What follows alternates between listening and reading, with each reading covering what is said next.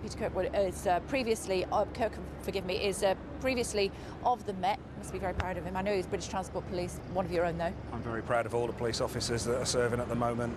The police service is in crisis as a result of the cuts. They're being dragged from pillar to post. We hear talk of extra police officers on the street. They're not extra.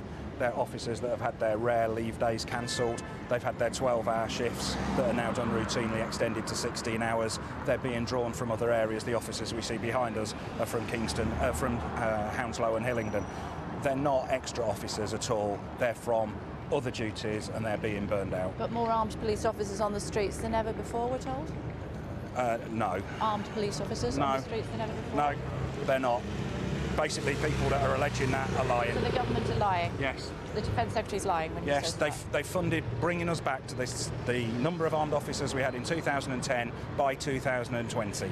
And they've got to address a number of issues in order to get there. Police officers do not want to be armed officers because of the way they're treated if they have to confront something like this and pull the trigger. Why, in what way? The IPCC investigations, which set out as persecutions, assuming that they've done something wrong. By all means, investigate the circumstances, and what we saw after Westminster was the way it should be done, and hopefully it will be the way going forward that it is done. But there's a big hill for the IPCC to climb. The Prime Minister was previously, of course, Home Secretary for 6 years. She's saying that we need to now change the way that we are approaching terrorism here in the United Kingdom. What sort of advice, what sort of support do you think she needs to offer the police service? I heard her speech and she raised 4 things that needed to change. She missed the most obvious, urgent one, which is to deal with the cuts to ordinary policing. Yes, all those other things that she said, long-term impacts and all the rest of it, yes, they're all valid. But what needs to be done, and it needs to be done immediately, is reverse and stop and reverse the cuts to ordinary policing. They're needed in intelligence gathering from communities. They're needed in monitoring those 23,000 very low-level people that are, inverted commas, known to the police and security services in their communities to see whether they're coming and going, whether things are getting worse or they're getting more and more agitated. They're needed in the response to these incidents. This is all ordinary policing, the initial armed response and the cordons and everything else, and they're needed in the investigation. Yes, there are specialist terrorist investigators, but they're drawn from ordinary CID and they're bolstered by ordinary CID. You said that people don't want to be police officers anymore, so how do you start to recruit them then, even if the Prime Minister and her team say, OK, that's the way we're going to go?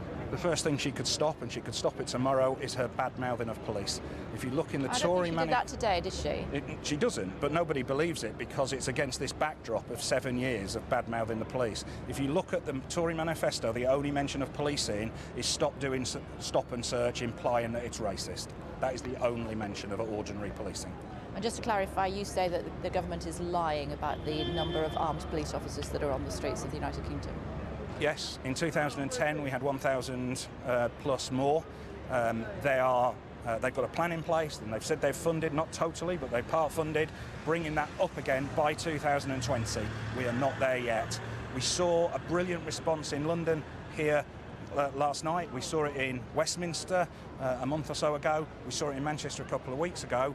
If this had happened anywhere else, you would not be seeing that response. It is threadbare elsewhere in the country. OK, it's good to talk to you, Peter. Thanks very much indeed for joining us on Sky News this afternoon. We are live at the scene of the latest terror attack here in the United Kingdom, 3 in just 3 months.